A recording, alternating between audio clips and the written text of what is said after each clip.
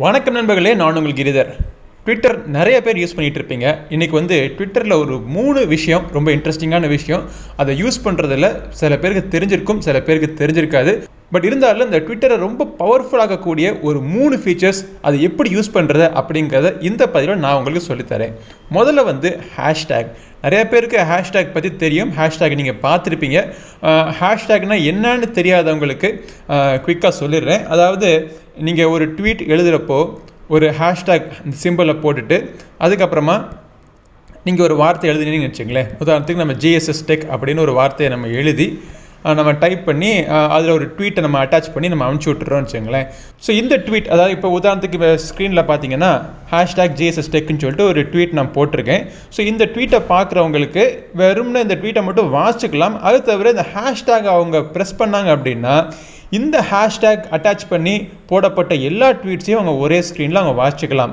உதாரணத்துக்கு இந்த மாதிரி நம்ம கிளிக் பண்ணிட்டோம் அப்படின்னா இந்த ஹேஷ்டேக் யூஸ் பண்ணி நான் ட்வீட் பண்ண எல்லா ட்வீட்ஸ் மட்டும் கிடையாது, மற்றவங்க யார் இந்த ஹேஷ்டேக் யூஸ் பண்ணி ட்வீட் பண்ணாலும் அந்த ட்வீட் நீங்கள் ஒரே இடத்துல நீங்கள் பார்த்துக்கலாம். இப்படி ஒரு குறிப்பிட்ட ஹேஷ்டேக் ஒரு பகுதியில் இருக்கிற நிறைய மக்கள் தொடர்ந்து யூஸ் பண்ணிகிட்டே இருந்தாங்கன்னா அதான் ட்ரெண்டிங் டாபிக்ஸில் போகுது. கேஸ் சென்சிட்டிவ் கிடையாது. அதாவது கேபிட்டல் லெட்டர்ஸோ ஸ்மால் லெட்டர்ஸோ போட்டால் அது எல்லாம் ஒன்று தான். ஆனால் வாசிக்கிறதுக்கு கொஞ்சம் ஈஸியாக இருக்கும். இப்போது இந்த ஹேஷ்டேகை யூஸ் பண்ணுறதுக்கு ஒரு சில விதிமுறைகள் நான் உங்களுக்கு சொல்லித்தரேன். விதிமுறைகள்ங்கிறத விட இது வழிமுறைகளை நீங்கள் வச்சுக்கலாம். ஒரு ட்வீட்டில், அதாவது நீங்கள் ஒரு ட்வீட் நீங்கள் டைப் பண்ணுறீங்க அப்படின்னா அந்த ட்வீட்டில் 2 ஹேஷ்டேகுக்கு மேலே பயன்படுத்த வேண்டாம். எத்தனை ஹேஷ்டேக் வேணால் நீங்கள் யூஸ் பண்ணிக்கலாம், யார் உங்களை லிமிட் பண்ண போகிறது கிடையாது. ஆனால் 2க்கு மேலே நீங்கள் யூஸ் பண்ணாதீங்க அப்படிங்கிறது ஒரு ரெக்கமெண்டேஷன்.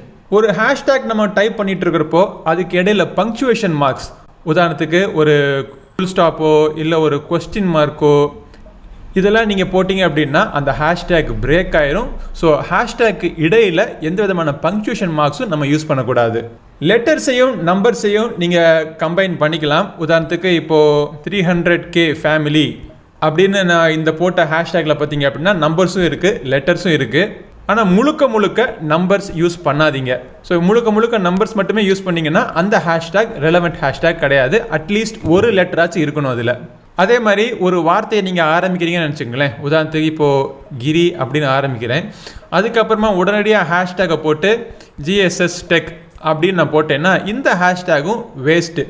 அந்த ஹேஷுக்கு முன்னாடி கண்டிப்பாக ஒரு ஸ்பேஸ் இருக்கணும். அப்போ தான் அந்த ஹேஷ்டேக் வேலிடான ஹேஷ்டேக்காக மாறும். ஹேஷ்டேக் அப்படின்னு சொல்லக்கூடிய இந்த கீவேர்ட் சர்ச் பார்த்தீங்க அப்படின்னா ட்விட்டரில் one of the most powerful features. Hashtag வச்சு ட்விட்டர் ரொம்ப இன்ட்ரெஸ்டிங்காக நம்ம யூஸ் பண்ணலாம். ஹேஷ்டேக்கு அடுத்தபடியாக ட்விட்டரில் நம்ம தெரிஞ்சுக்க வேண்டிய விஷயம் என்னன்னா ட்விட்டர் லிஸ்ட். இந்த ட்விட்டர் லிஸ்ட்டுமே ரொம்ப பவர்ஃபுல்லான ஒரு ஃபீச்சர் தான். ஒரு குறிப்பிட்ட நபரை நீங்கள் ஃபாலோ பண்ணாமே அந்த நபருடைய ட்வீட்ஸ் நீங்கள் வாசிக்கணும் அப்படின்னா ட்விட்டர் லிஸ்ட் தான் பெஸ்ட்டான ஆப்ஷன். என்னுடைய கிரிசொன்னா சரி டெக் ஐடியில் அவ்வளோவா நான் நிறைய லிஸ்ட் நான் ஃபாலோ பண்ணலை. நான் ஃபாலோ பண்ணக்கூடிய 2 லிஸ்ட்டு பார்த்தீங்கன்னா சீஃப் மினிஸ்டர்ஸ் ஆஃப் இந்தியா அப்புறம் தமிழ் ஃபிலிம்ஸ் அப்படின்னு சொல்லிட்டு 2 லிஸ்ட் தான் நான் ஃபாலோ பண்ணுறேன். என்னுடைய கிரிதர் ஐடியில் எக்கச்சக்கமான லிஸ்ட் நான் ஃபாலோ பண்ணிக்கிட்டு இருக்கேன்னு நான் நினைக்கிறேன். ஸோ இந்த லிஸ்ட்டில் பார்த்தீங்கன்னா நான் க்ரியேட் பண்ணி வச்ச நிறைய லிஸ்ட் நீங்கள் உங்களுக்கு தெரியுது. உதாரணத்துக்கு செலிப்ரிட்டிஸ் லிஸ்ட்டுக்குள்ளே போய் பார்த்தோம் அப்படின்னா ஒரு 126 மெம்பர்ஸ் இருக்காங்க. இவங்களெல்லாம் நம்ம ஃபாலோ பண்ணுங்கிற அவசியம் கிடையாது. அந்த ட்விட்டர் லிஸ்ட்டுக்குள்ளே நம்ம ஆட் பண்ணிட்டாலே உங்களுடைய டைம் லைனில் அவங்க ட்வீட் பண்ணுற எல்லா விஷயங்களுமே வந்துடும். ஒரு லிஸ்ட்டு எப்படி க்ரியேட் பண்ணுறது அப்படிங்கிறத பார்ப்போம்.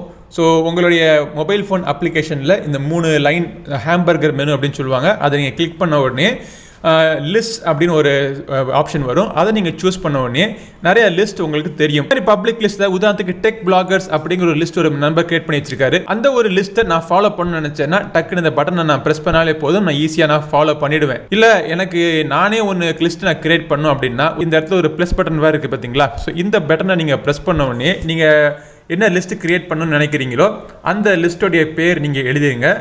அதுக்கு ஒரு சின்ன டிஸ்கிரிப்ஷன் நீங்கள் கொடுக்கணும்னா கொடுத்துக்கலாம். இந்த ட்விட்டர் லிஸ்ட் உங்களுக்கு மட்டும் நீங்கள் மட்டுமே பார்க்கணுமா இல்லை வேறு யாரும் பார்க்கலாமா நினச்சிங்கன்னா கூட அந்த மாதிரி நீங்கள் செட் பண்ணிக்கலாம். உதாரணத்துக்கு நம்ம டெக் பிளாகர்ஸ் இன் தமிழ் அப்படிங்கிற ஒரு லிஸ்ட் நம்ம கிரியேட் பண்ண போகிறோம். இது பப்ளிக் லிஸ்ட்டாக நான் கிரியேட் பண்ணுறேன்.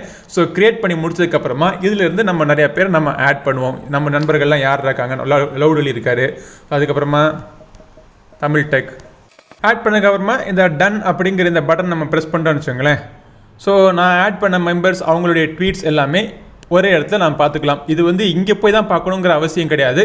இவங்க ட்வீட் பண்ண உங்களுடைய மெயின் டைம் லைன்லையுமே இந்த ட்வீட்ஸ்லாம் வர ஆரம்பிச்சிடும். ஸோ நான் கிரியேட் பண்ணியிருக்கிற இது வந்து ஒரு பப்ளிக் லிஸ்ட். நீங்கள் தனியாக லிஸ்ட்லாம் கிரியேட் பண்ண வேணாம் அப்படின்னு நினச்சிங்க அப்படின்னா என்னுடைய ஐடிக்கு போய் நான் கிரியேட் பண்ண லிஸ்ட்லாம் நீங்கள் பார்க்கலாம். அதிலிருந்து நீங்கள் நான் என்னென்ன லிஸ்ட்டில் நான் ஃபாலோ பண்ணுறேன்னா அதை கூட நீங்கள் டேரெக்டாக நீங்கள் ஃபாலோ பண்ணிக்கலாம். ஒரு குறிப்பிட்ட குரூப் ஆஃப் பீப்புள் இவங்களை வந்து நீங்கள் ஃபாலோ பண்ணணும், அவங்கள ஃபாலோ பண்ணாமையே ஃபாலோ பண்ணணும்னு நினச்சா அதுக்கு நீங்கள் யூஸ் பண்ண வேண்டியது ட்விட்டர் லிஸ்ட்.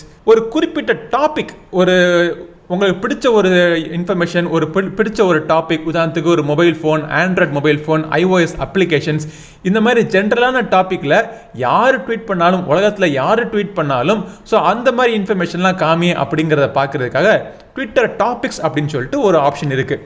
அதையும் பார்த்தீங்க அப்படின்னா இந்த ஹேம்பர்கர் மெனுவில் ப்ரொஃபைல் லிஸ்ட்டு அதுக்காட்டுறத டாபிக்ஸ் அப்படின்னு இருக்கும். அதை நீங்கள் ப்ரெஸ் பண்ண உடனே நீங்கள் ஃபாலோ பண்ணுற எல்லா டாபிக்ஸுமே இங்கே லிஸ்ட் ஆகிடும். நான் வந்து இப்பொழுதுக்கு எந்த டாப்பிக்கை நான் ஃபாலோ பண்ணல. ஸோ இப்போ உங்களோட சேர்ந்து ஒரு டாப்பிக்லாம் கண்டுபிடிச்சு நம்ம ஃபாலோ பண்ணுவோம். இது ரொம்ப பவர்ஃபுல்லான ஒரு விஷயம். என்ன அப்படின்னா நீங்கள் உங்களுக்கு சில விஷயங்கள் பார்க்கக்கூடாது அப்படின்னு நினச்சா கூட அதை வந்து நாட் இன்ட்ரெஸ்டில் போட்டு விட்டுலாம். உதாரணத்துக்கு நான் சல்மான் கான் பற்றின எந்த விஷயங்களும் நான் பார்க்க விரும்பலை அப்படின்னா இந்த கிராஸ் பட்டன் நான் ப்ரெஸ் பண்ணிட்டேன் அப்படின்னா போதும்.